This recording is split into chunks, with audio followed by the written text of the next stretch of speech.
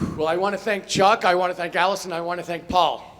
This is a hell of a good evening for us. And let me say this. Look, I started the need to impeach movement over 2 years ago because there was something really wrong at 1600 Pennsylvania Avenue. And over 8.5 million people signed that petition, and they also called and emailed and texted their congresspeople to say, step up and do what's right for the United States of America. This isn't about partisanship. This is about the Constitution, the country, and the people of the United States. And what we've seen today is that there really isn't a place to meet in the middle with the Republicans. I mean, have you ever heard of a trial where they don't allow witnesses? We have now. I've never heard of that in my whole life. And if you think about it, we have a party, the Republican Party has actually voted not to allow the American people, to allow all of us in this room to get the facts from witnesses on TV under oath where they tell the truth or go to jail. So they're buried the facts about the most corrupt president in American history, and they've denied the people the right to be the real jury. Always my opinion of this was, the people I trust are the American people. I want us to see the facts, whether we're Democrats or Republicans. And what this really says to me is, look, every interview I have, the reporter says to me, what are you going to do to meet in the middle, to compromise with Republicans? We have such a partisan country. How are you going to meet in the middle with Republicans? And today is proof to me that that's not what we have to do. For all the people who are running for president and saying, you know, I really know how to get along with Republicans. I'm a moderate person, we can meet in the middle. Let me say this, I don't think so. I think you're kidding yourself. I think you're kidding the people of Iowa, and I think you're kidding the American people. What we have to do actually is to win in November of 2020. And I don't know how you meet in the middle with a party that refuses to allow witnesses and that denies science and that is overtly racist. How do you meet in the middle on a topic like that? How do you meet in the middle with a party that says we've given the biggest tax break in history to rich people and big corporations, and after the next election, we're going to go after Medicare, Medicaid, and Social Security? What's the middle? It's a straight up fight.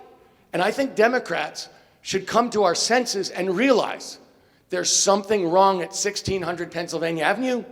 There's something wrong in the Senate of the United States of America.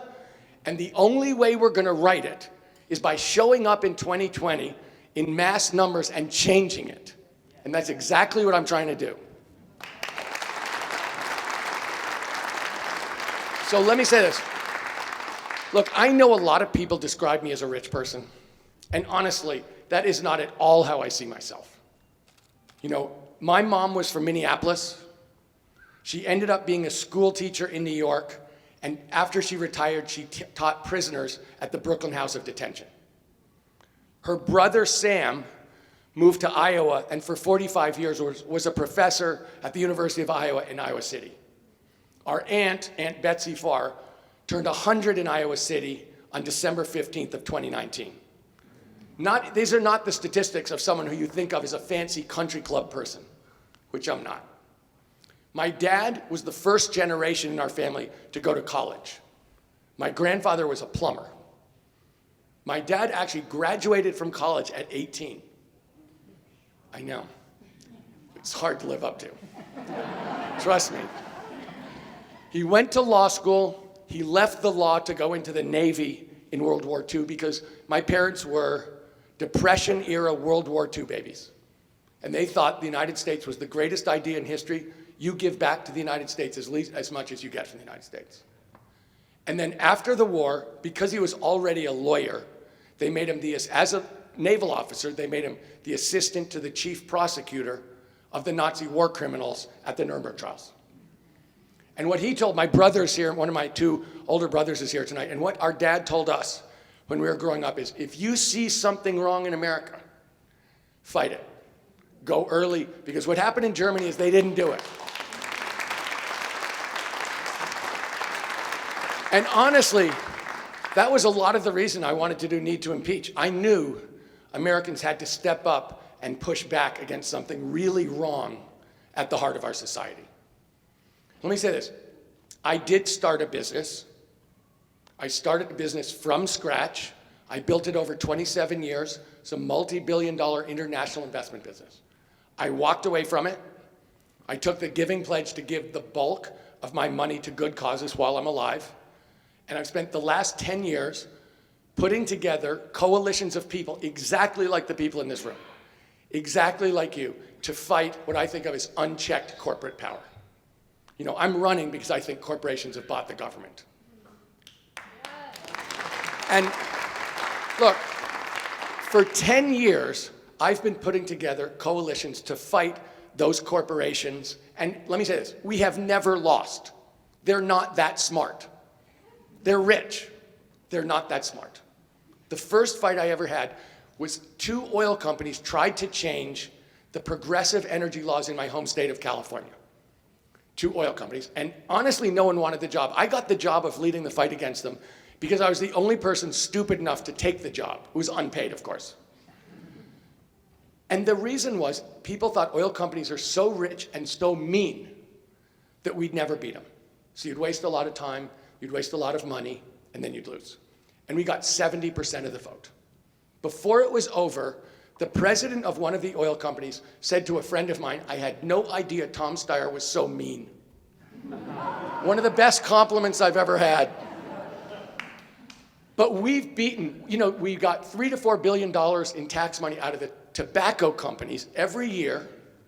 They'd won 17 times in a row, and we beat them and got the money and gave it to Medi-Cal, which is health care for the lowest income Californians. We closed a, it's not bad. It was broke. I closed a $1 billion corporate tax loophole. It was literally a mistake in drafting, $1 billion a year. And the legislature wouldn't close it. So we closed it and gave the money to the public schools. Look, we've never lost. I also started one of the largest grassroots organizations in the United States called Next Gen America. We've been in Iowa since the beginning of 2014. Next Gen is on 41 campuses in the state of Iowa. In 2018, Next Gen did the largest youth voter mobilization in American history. Just to be clear, I mean, I'm looking at a lot of boomers. Let me say this to all the boomers. Young people are more numerous than we are. Just so you know, we're not number one. It's also the most diverse generation in American history. They were voting at half the rates of other American citizens. So the biggest generation, most diverse generation was voting about 1 out of 5. Crazy.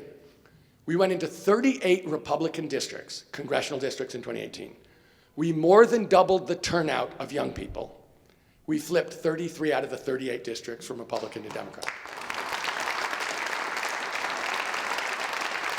So when I say I believe in turnout, that's actually how we change this country, not by saying we're just like Republicans, only a little bit nicer. I mean it. I don't think we're like Republicans at all. I think we're completely different, and we need to turn the page on the Republican revolution started by Ronald Reagan, but continued right up to Mr. Trump. We really need a change. And let me say this. I'm the only person in this race who will say that climate's my #1 priority. And look, I have been fighting this for 12 years. You know, we've passed stuff in California and outside California, also in purple states, because people across the country want this, but we have to do this. I also know we can do this. After 12 years, I know that we can do it. And I start in this the way I've started every single thing for the last 12 years, with environmental justice. Our climate plan is called a justice-based climate plan. We start in the communities where you can't breathe or you get asthma. And I know in my home state of California, there are communities that have a 92% rate of childhood asthma. And in the communities where you can't turn on the tap and mix up a pitcher of lemonade without getting sick. And let me say, there are communities like that right here in Iowa. Most of the communities where you can't drink the water in this country are black and brown communities.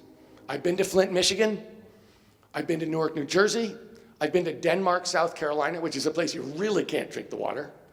And I've been to the San Joaquin Valley in my home state of California, where there are over 1 million people who can't drink the water that comes out of the tap.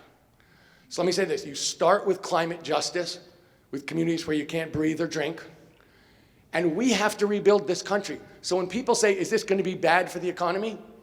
Let me say, we will create over 4.5 million good paid union jobs a year for as far as the eye can see, because we have to rebuild the country. Think about it. We're way behind in infrastructure, and now we have to rebuild it in a climate smart way.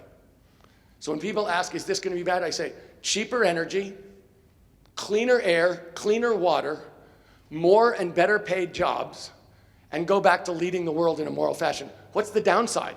The downside's not doing it. And let me say one more thing, and then I want to take your questions. Look, I know that the #1 job here is to beat Mr. Trump. We all know that. And we all know he's a loudmouth, and he's running on the economy. I don't know if you paid attention, but he was in Des Moines last night. And he literally said, if you don't vote for me, your farms are going to hell. Excuse me? This is the guy who started the trade war with China and gave the waivers to the oil refineries, and he's warning that if he's not there, that farming's gonna go to hell, really.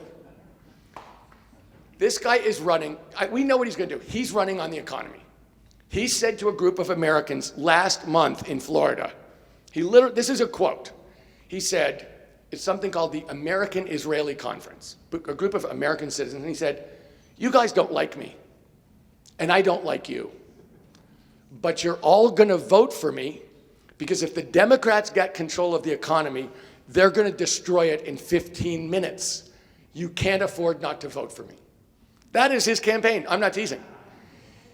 His campaign in a little, that's literally what he said. Now I'll say what he meant. What he really meant to say was this: I am a criminal. I think we can agree on that, can't we?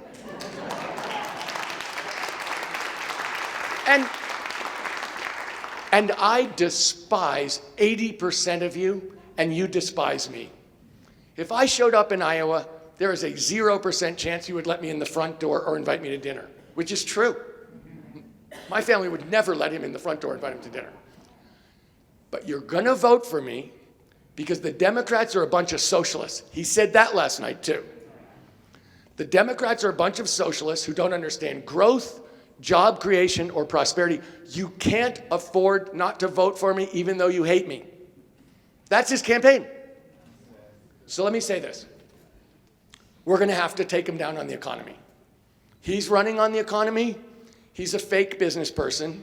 He played a business person on a reality TV show. In reality, he went bust over and over. He's a fake. He's also been a terrible steward of the American economy for the American people. I spent over 3 decades in the private sector. Nobody can call me a socialist. It's ridiculous. And you know something? I know a lot more about the economy than Donald Trump, and I can expose him. So, you know, I should say this in front of my big brother. People always say, are you scared to go on the stage because he's such a big bully? And I always say there's a real reason I'll give you in a second, but I always say to people, you ought to understand, I have 2 older brothers who I grew up with. They're both smarter than Donald Trump, and they're both meaner than Donald Trump.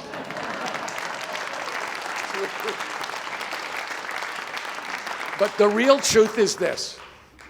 If I go on that stage, I'm going to be representing you, and I will never take a step back. And that's the truth.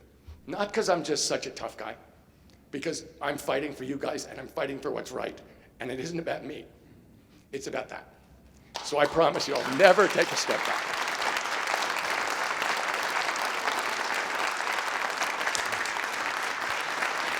So you guys, let's have some questions. I'd really like to take questions. I want to hear what's on your guys' mind. There should be some mic runners who come around, and please say your name so everybody can know, but hopefully I'll get to answer as many questions as we can. Hi, my name is... Is it on? Tap it and see. Hi, my name is Carrie. This is my first time asking a question at a Great. presidential visit, I think, in this big of a forum. Sorry. I was at the Women's March event in Dubuque last week and heard your daughter speak, Evie. How was she? Very impressed with her. I wanted to ask if you could, number one, mention something about your belt, because she brought it up.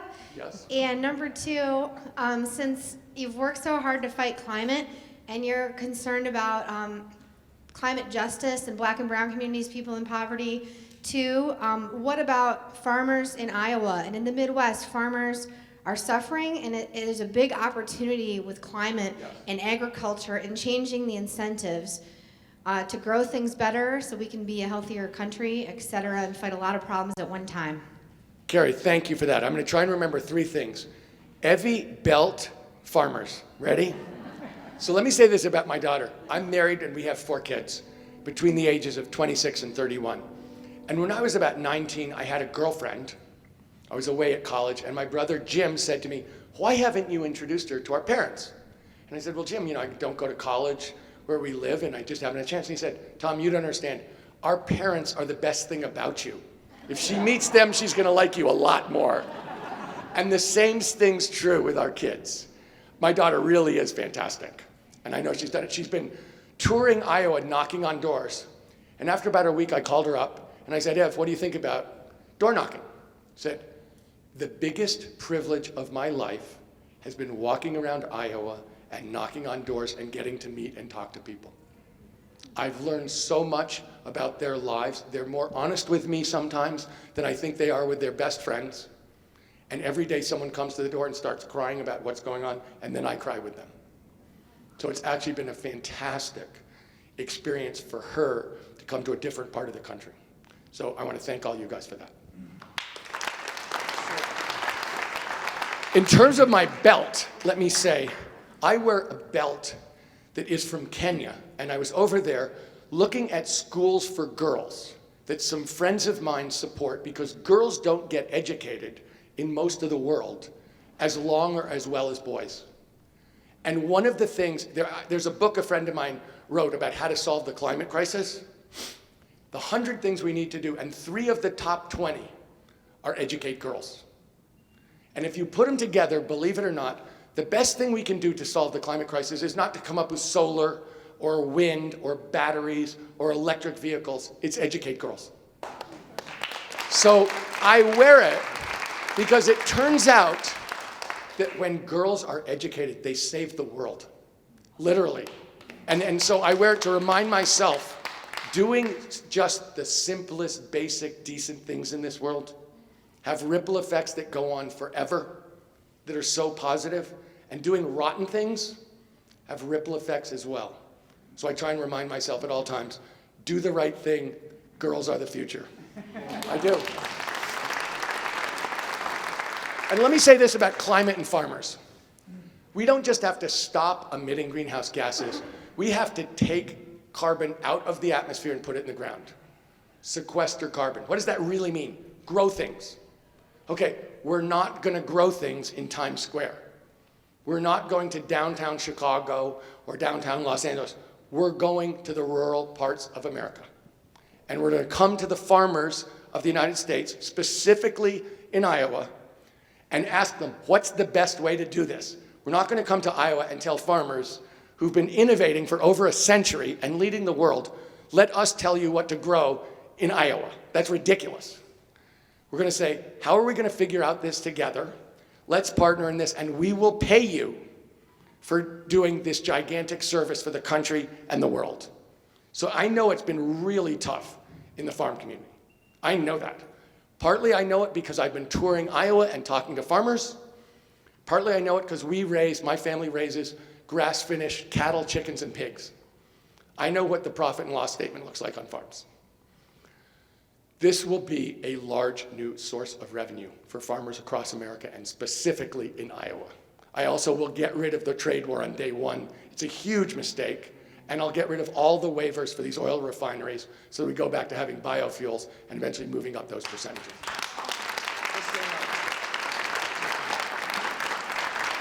Mr. Steyer. My name is Wayne Demmer. I am a farmer here in Dubuque County. My question, I guess, first is... What do you grow, Wayne? We raise cattle, hogs, and grain. Wow. My wife and my two sons, we are a family farm. Joan and I have farmed over 40 years. But my concern is, and I watch your advertisements, you talked about it earlier, about the corporations. The biggest issue that agriculture has today, and I think the American consumers are seeing this today, is when we have four major packers controlling over 85% of the cattle and hogs, owned by China, Brazil. We have a major problem of where and how much money is being passed back. For example, this year, we sold a group of cattle. We did our closeouts, we lost about $150 a head. But the packers were making anywhere from $400 to $800 a head. And so the concern, and you know, we've been fighting this, my wife and I, since the farm crisis in the 80s. Same thing was happening. But we talked about the corporation. But it's good for the consumer. We have several older senators who have told me that personally. Today, when I watch what consumers are paying for beef and pork, back in 2013, I think, when beef topped $1.64 to us, consumers were paying almost $5, about $5 for good hamburger. Yeah. They're still doing that today, and we're getting $40 to $50 a hundred less for our livestock. So my question is, and I think that the previous president to Mr. Trump, and that was President Obama, was going to take on the corporations. But I think he got squeezed out because they were looking at what was happening in agriculture. So my question to you, you've taken on oil companies, but I tell you one thing, what are you going to do? Because agriculture is behind exactly what you're talking about. Good farmers, but I tell you one thing, it's going to take a toll. We'll be back to seeing a lot more bankruptcies if things don't change. So Wayne is bringing up two huge questions. One is about consolidation. I know his basic point, which I knew, is that the percentage of the final retail value that farmers are getting has gone down every single year for the last 5 years. And so what he's saying is, even if ultimate retail prices are staying the same, the farmer is getting less because we have consolidated corporations that are taking bigger and bigger parts of the retail dollar and squeezing farmers. Which makes sense because in the corporate world, if you have monopolies or oligopolies, they take advantage of family farms or small producers at every step in the chain because they have more power. And the government is supposed to stand up against that, and they haven't been. We see it in farming. We see it across the board, honestly. You know, we are seeing consolidations of banks and drug companies in virtually every part of American society. And what it means is they take advantage of consumers and they take advantage of small businesses because they can. And that's really what you're talking about, Wayne.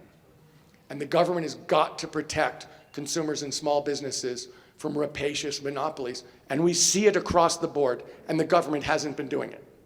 I know that. But let me say, I'm running because corporations have bought the government. You know, I believe we need to restructure our government to take it back from these corporations. Look, I'm for 12-year term limits for every congressperson and senator. And I can say, we're not going to get bold change. We're not going to get any of the progressive policies that I hear about on the debate stage that people talk about as if we're going to get them. We're getting none of that until we take back the government. Let me say this. 6-word argument for term limits for congresspeople and senators. Mitch McConnell, Lindsey Graham, Chuck Grassley. It's like these guys, what you're talking about really is corporate power squeezing American citizens, squeezing family farms. I've been through Iowa and talked to farmers. And I don't want to sound melodramatic, and I know people don't like to talk about it. But the suicide rate for farmers is twice the suicide rate for vets. And the suicide rate for vets is absolutely unbearably high. So what we're seeing across the farm economy, including in Iowa, is a huge amount of anxiety, depression, and mental health problems. Gigantic. That people don't want to talk about. Everybody's embarrassed. Everybody feels bad even bringing it up about themselves, but people are really suffering. And you should know that part of my healthcare plan is an extra $100 billion a year. So we stop doing things like closing mental health clinics in rural Iowa, which this government's been doing.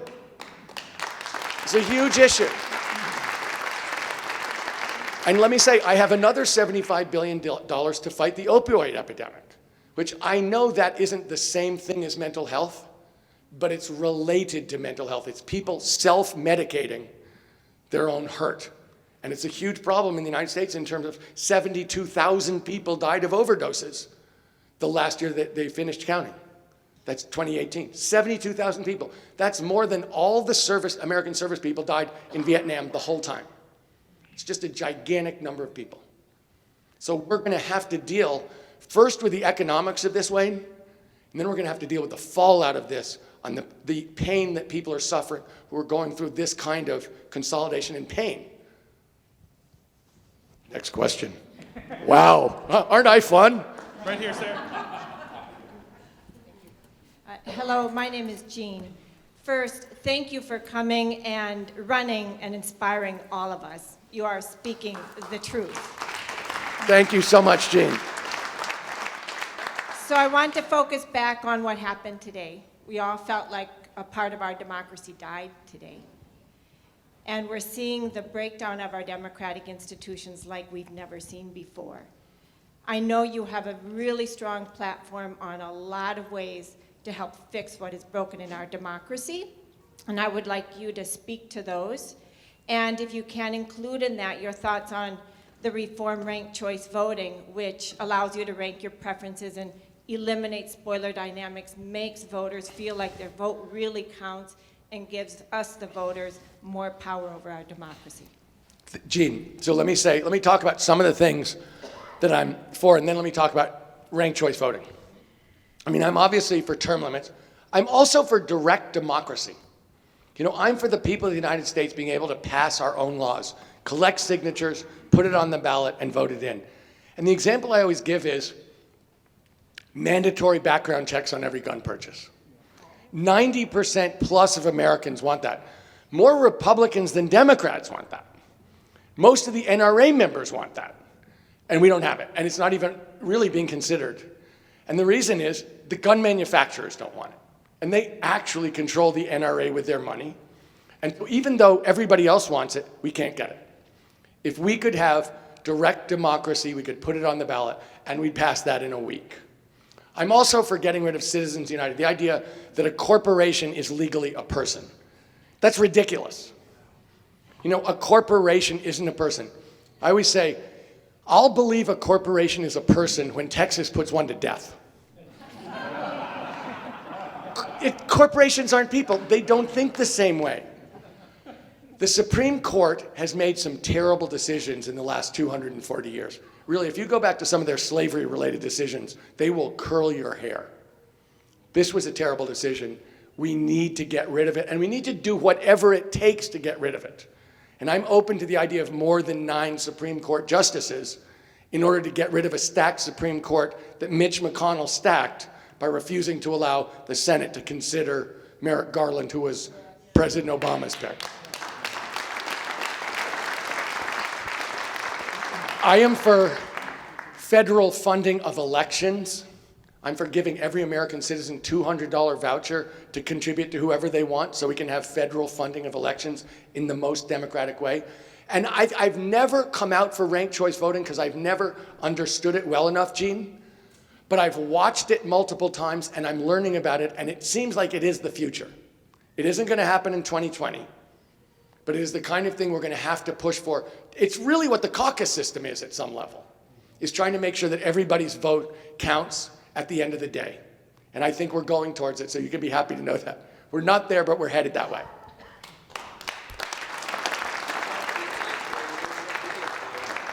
If Trump gets his way, there'll not be a vote. The Republicans have worked really hard to suppress the vote particularly of African Americans and young people, but particularly African Americans. You know, if you look at Wisconsin in 2016, 100,000 African Americans were prevented from voting, and Trump won by 22,000 votes. I mean, it's organized, it's consistent, it's totally un-American, and honestly, I would put the Attorney General onto this and see if we can't get criminal sanctions against people who try and take the basic rights of citizenship away from African Americans after how long it took for them to get the vote and really what it means in terms of American values and progress. Hi, Tom. Hi there. My name's Julia, and first time caucusing as a US citizen. And Let's hear it for you. Woohoo. Yeah. Where are you from originally? England, Oxford, England, yeah. And so I'm a former nurse in England, so I know how broken the NHS system is. And so a couple of questions. I'm curious about your stance on healthcare and your strategy and policy for that, and particularly in terms of Big Pharma and how you're... In terms of what? Big Pharma. Big Pharma, yes. Yeah, and how what your strategy is for managing that level of corruption. So let me say two things about healthcare. One is I believe affordable healthcare is a right for every single American in the 21st century. To me, it's like, it's a constitutional right. We should stop discussing this. It's a constitutional right for Americans. Secondly, we pay way too much. You know, I'm going to get to Julia's question about drug companies, but we're paying basically twice as much as we should. Twice as much as other advanced countries for the same or worse healthcare. And the reason is that these companies, the drug companies, the private hospitals, and the insurance companies are basically negotiating with themselves. They own the government, and between the government and them, they decide what to charge. And believe me, it's a high number. So when we look at drugs, it's the easiest to compare to other countries because we're buying the exact same molecules. You know, there's no difference between insulin here or in Canada, except that we pay 10 times as much. We literally do. There are 25 million diabetics in the United States, and we pay 10 times as much for insulin, which is a drug that was invented in 1930. It's off patent, okay? So how could that be true? It's true because the American government literally doesn't negotiate for us. They don't try to get a low price. The drug companies are very happy to get the highest possible price, and they do. And the government doesn't stand up for us, which is why we pay 10 times more. And then the drug companies wrote a law that says you can't drive to Canada to buy your drugs, because that would be getting around their high prices here. And it actually goes further than that, that when you actually see the pricing on drugs and how they sustain it at these really high levels for a long time, I looked at it and I said, okay, that is a straight up fraud. I would put those people in prison for doing that, defrauding the American taxpayer. And everybody looked at me.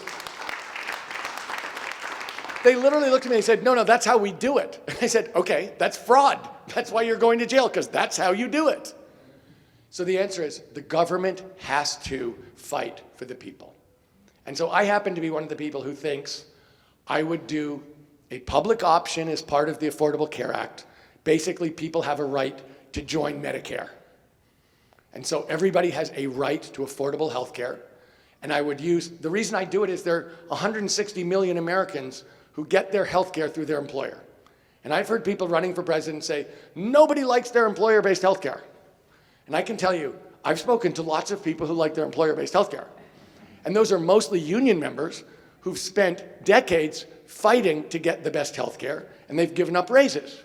So my attitude is, okay, we'll have a public option. We will fight like heck to drive down every single cost and provide the best health care.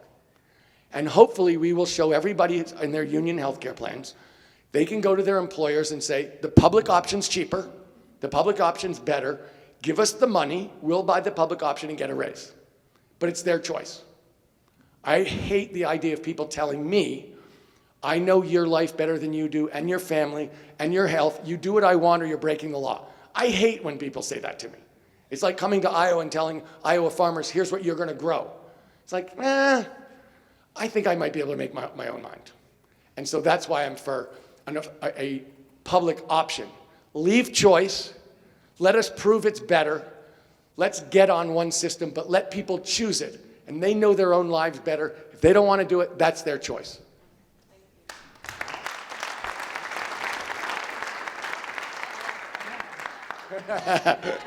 This is like a game show. I like it. Thanks for stopping in here in Dubuque, Tom. What's your name? My name's Lou. Lou. I grew up here in Dubuque, Iowa. I graduated college a couple years ago, just started my own business. I have a lot of student loan debt, a lot of federal loans. What are your thoughts? What are your plans on student loan forgiveness, federal loans? I just do not know a life not being in debt. Okay. So let me say this, Lou. There are 44 million Americans with student loan debt. Half of them have delayed getting married or having a kid because of the student loan debt. So it's really, really a big deal for people. That's the first point. Second point is this. Why does anyone have student loan debt? Because they wanted to get an education and do what their parents told them to do since they were 2 years old, which is be a productive person and a good citizen. So why would anyone ever be mad at somebody for having student loan debt? They're doing the right thing by definition. So here's my plan, and I'm somebody, and I want to talk about this. Our mom was a teacher. Jim has been an advocate for at-risk kids his whole life. He actually graduated early from high school to work in the public schools with my mom. Our uncle was a teacher, our grandfather was a teacher. I believe that education is not just the future prosperity of Americans, it's also the future justice and mobility for Americans. So I have a huge attitude about education that's wildly different from Republicans. They see it as a cost. I see it as the best investment we can make in ourselves. Including here, Lou. So what I'm trying to do is make sure that college is affordable for everybody. So here's what I have come up with. 2 years of free community college. 1% interest. The problem every kid has is if they ever miss a payment, they're not paying back. Let's say you have $30,000 of student loan. You end up paying back 90. 1% interest, you pay back 30,000 bucks. And if you go to work for the country or the community, if you're in the military, if you're a teacher, if you're a social worker, if you're a nurse, then at the end of 10 years, it just gets wiped out. That's part of your pay. It's got to be affordable for every American. And I want to take this chance. I know this isn't answering a question, but I feel really strongly about it when I was talking about education.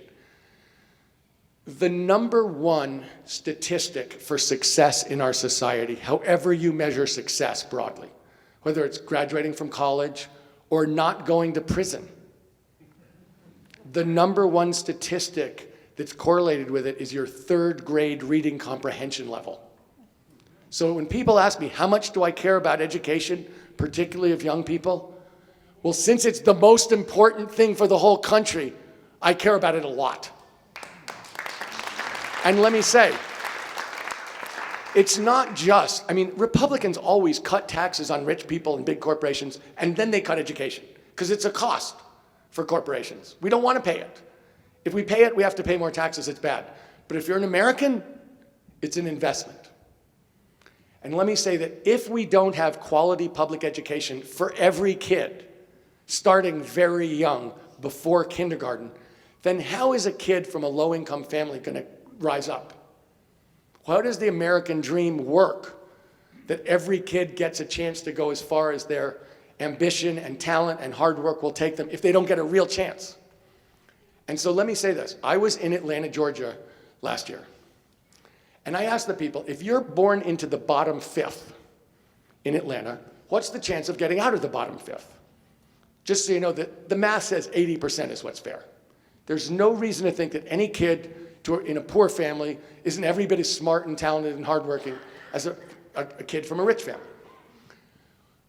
The number of kids who get to rise up out of the bottom fifth in Georgia is 1 out of 20. That means we don't have an American dream. And that means we don't have mobility in our society. We're legislating inequality for the next generation if that's true. So when you ask me, Lou, the reason I wanted to bring this up is, this to me is a gigantic misplacement of values in our country. To me, that is a huge priority if we're going to have a just society.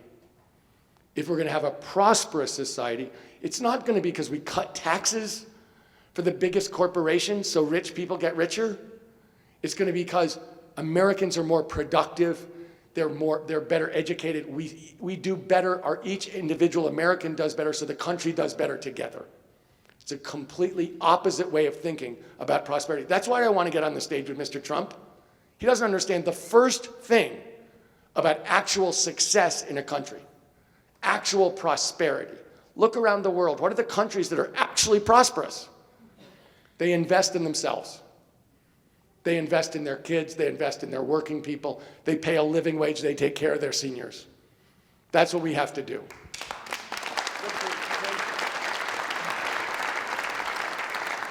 My name's Denny, and first of all, I want to Teddy? thank Denny. Denny, nice to meet you. I want to thank you for the service that you're doing and all the efforts that you're putting in the last few years. It's my pleasure. Thank you so much. I just wanted you to comment a little bit on taxes, what your plans would be with taxes. The disparity between middle class and the elite is just getting wider and wider the last 20, 30 years. And what are your plans on taxes? So thank you. You can accept your check as you leave. Look, what Denny's saying is completely true. The way I know that the corporations own the government is for the last 40 years, all of the increase in income in this country has gone to the richest people and the biggest corporations. You can feel it's true, and I can tell you statistically it is true. So what do I want to do about it? Let's talk first about taxes. So I would undo the tax giveaways on income taxes to the richest people and the biggest corporations. It's a gimme. Those are the worst decisions I've ever seen by economic decisions by Americans. Secondly, I'm for a wealth tax. I've been for a wealth tax for almost a year and a half, long before I was running for president. The income disparities have grown so much in the last 40 years that it's completely unjust and unsupportable. And we've redistributed the wealth in this country from everybody to the richest people. And so I'm for a wealth tax to start to redress a problem that's gone on for 40 years that people haven't really noticed. But it's absolutely true. And the third thing is, I would treat investment income on the same schedule as earned income. Why would I pay a lower tax rate on investments than someone who gets up in the morning and goes to work at 8 o'clock? I have no idea why someone would do that. And here is the kicker. If we just close the investment loophole, we can give a 10% tax cut to 95% of Americans, and I would do it. We can reduce virtually everybody in this room's taxes by 10% next year and have money left over just by closing that one tax loophole. Why would we not do that? You know, we have a regressive tax system. 10 years ago, Warren Buffett said, I pay lower tax rates than my secretary. He wasn't actually telling the truth. It's true now.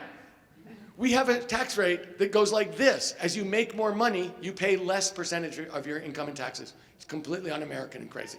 We have to change it. In the back. In the back. Hi, Tom. My name's Laura. I've heard you talk a lot about domestic policy, but if you become president, you are going to be our commander-in-chief as well. Can you talk a little bit about we have big problems in Iran, in Syria, in North Korea, lots of different threats, China, throughout the world. My younger brother is an officer in the Army. He's also a gay young man, and the rhetoric and the way that President Trump talks about and the policy between some things that the Pentagon says and some things that President Trump says off the cuff about LGBTQ and trans members of our military that have passed, every physical and mental requirement to be in the service and are giving their lives for them to cut them down. But that's a whole other issue. But obviously that is on our minds as well, even for people who don't have family in the military. Those are big threats, and those are things that loom over our heads.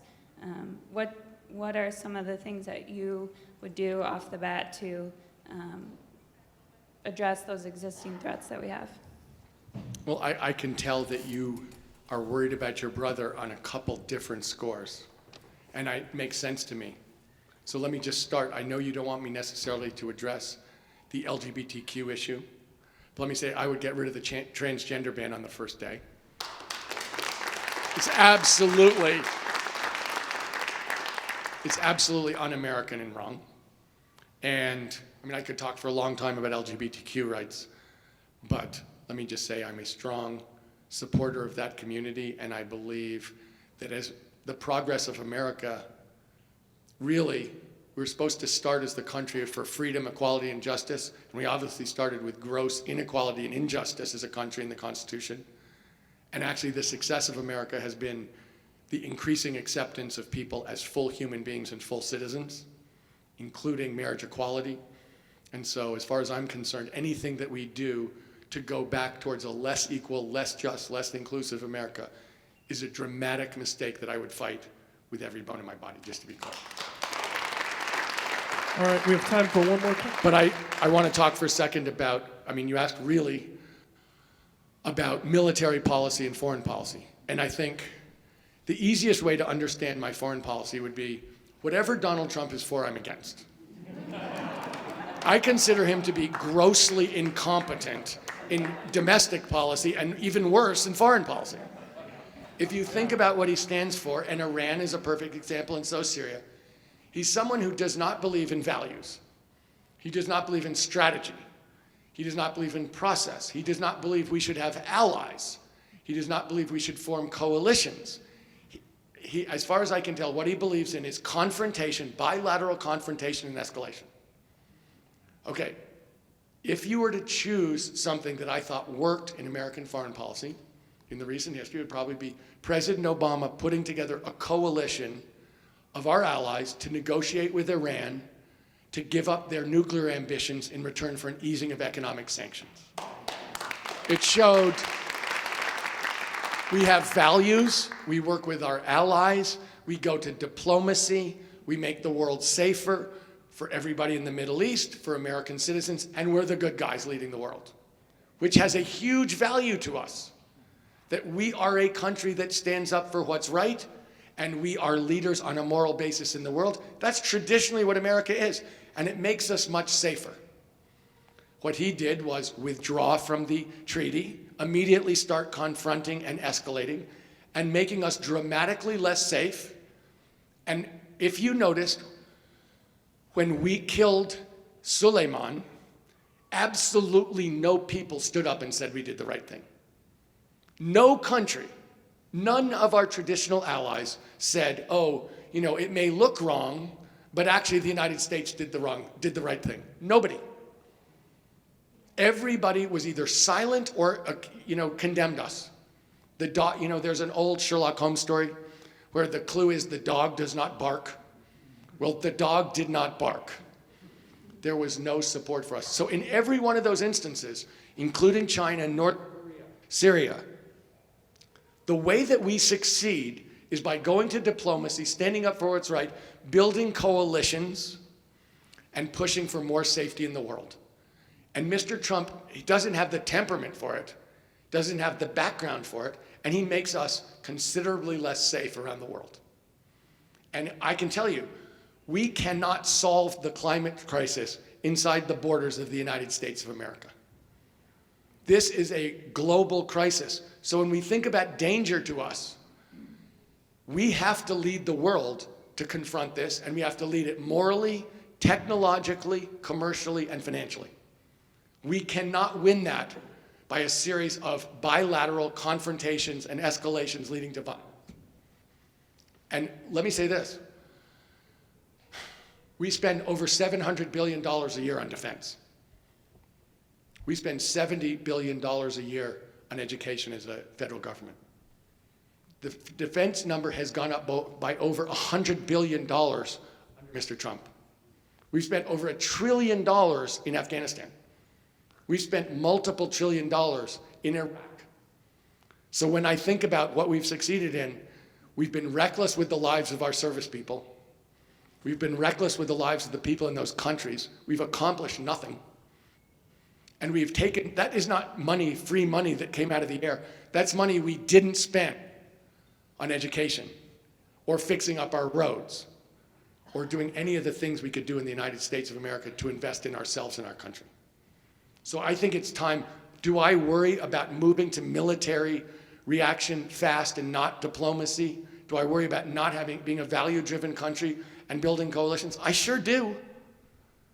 That's when America's done its best. As I always say, you never build something beautiful during a fist fight.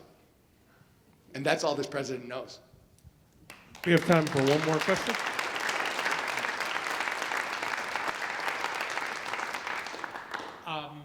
You already know me, Tom, from being up there. My name's Paul.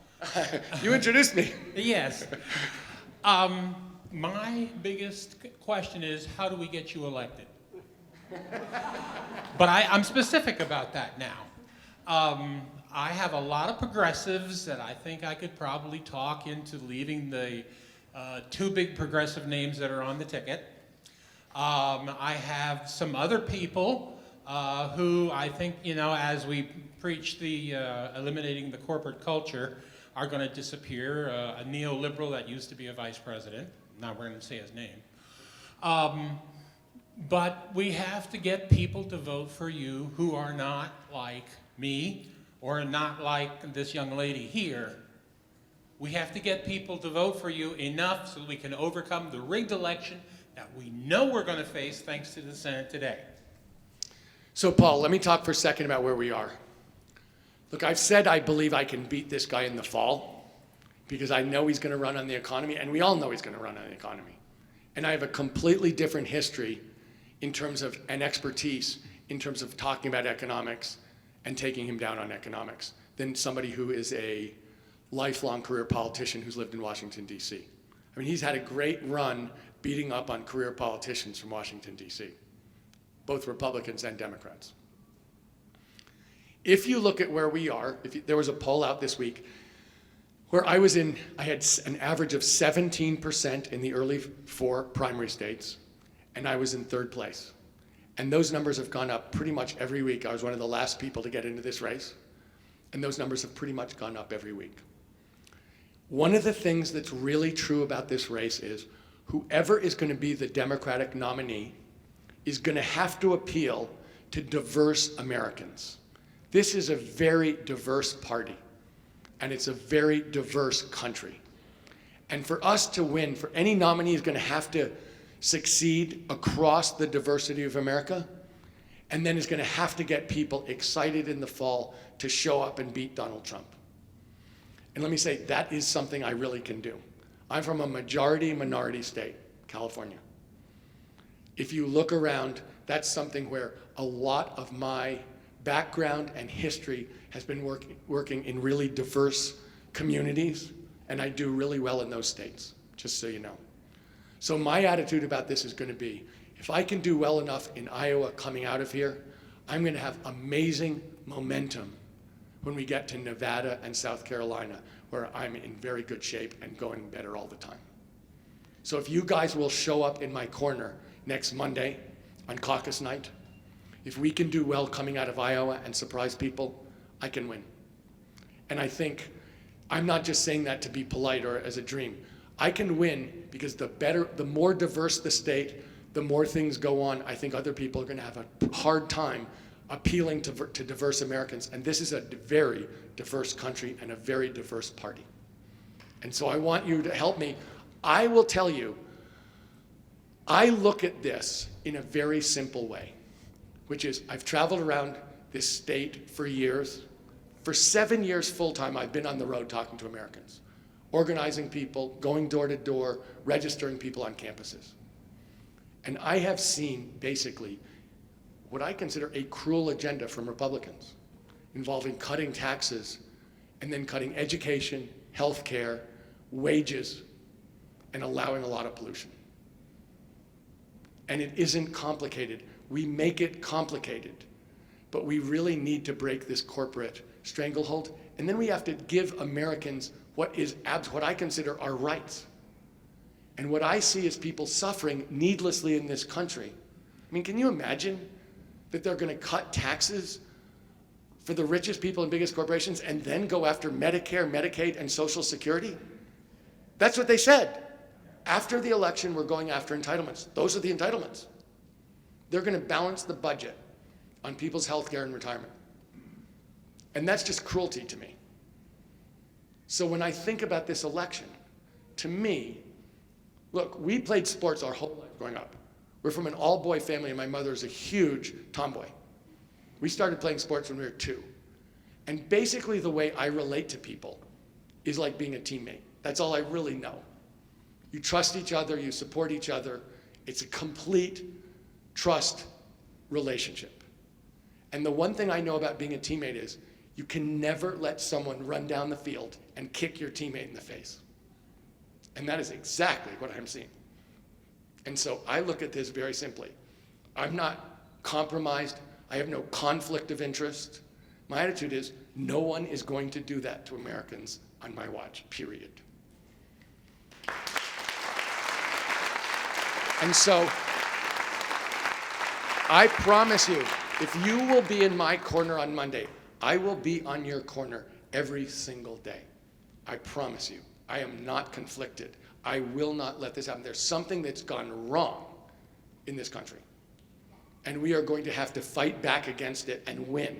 And that's why I keep saying, I don't know where to meet in the middle with a party that doesn't believe in witnesses in a trial. I don't know where you meet in the middle in a party that doesn't believe in science. And I don't know what you do with a party that's overtly racist. There's no middle. We're in a place where they've been beating up on us for 40 years. And reporters say to me, how are you going to meet in the middle? It's like, not trying. We have to win in 2020. If we can do it together, that's what I'm asking you to do on Monday.